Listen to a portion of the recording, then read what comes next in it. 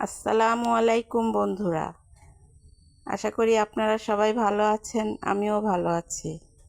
আমি এখন ভাত রান্না করব, তাই অল্প একটু চাল ধুয়ে বসাই দিচ্ছি। আর এই পাশে দেখেন সারফারাজ দুষ্টামি করতেছে, বাইরে বৃষ্টির পানি জমছে, সেই বৃষ্টির পানি দিয়ে। আব্বু, সারফারাজ, এই সারফারাজ, দেখছেন ও ফিরেও তাকাইতেছে না। আমার ভাত বলক চলে আসছে। আর গতকালকে কিছুটা ডাল ভিজেছিলাম, মসুরির ডাল বড়া বানানোর জন্য, তো বানাই নেই, গতকালকে বানানো হয় নাই কোনো কারণে। এখন সেটা ফ্রিজ থেকে বের করছি, এখন বড়া বানাবো ডালটা বেটে। এদিকে সারফারাজ এখনও দুষ্টামি করতেছে, সেই বৃষ্টির পানি দিয়ে খেলতেছে এখনও। আমার ডালটা বাটা হয়ে গেছে, এখন আমি আদা আর কয়েক কোয়া রসুন নিয়ে নিছি, আর নিয়ে নিছি সামান্য পরিমাণ জিরা, এগুলোও এখন বেটে নেব।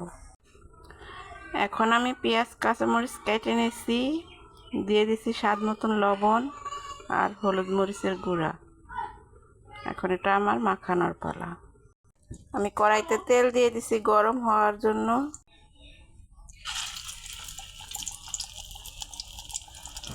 এক এক করে ডালের বড়াগুলো দিয়ে দিতেছি তেলে।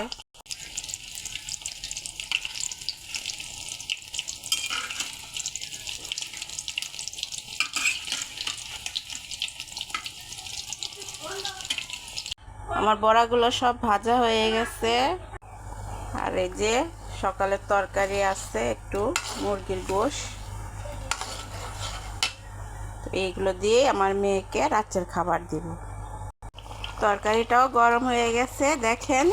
এখন আমি আমার মেয়ের খাবারের বাটিগুলো রেডি করব। ফারজানার খাবার রেডি হয়ে গেছে, এখন আমরা বাটি ভরে নিচ্ছি। এইটাই হচ্ছে ফারজানার আজকে রাতের খাবার, ও মাদ্রাসায় আজকে এটাই খাবে। এগুলো আমার মা আর আমার সারফারাজ, পাশে বসে আছে আমাদের প্রতিবেশী এক দাদি।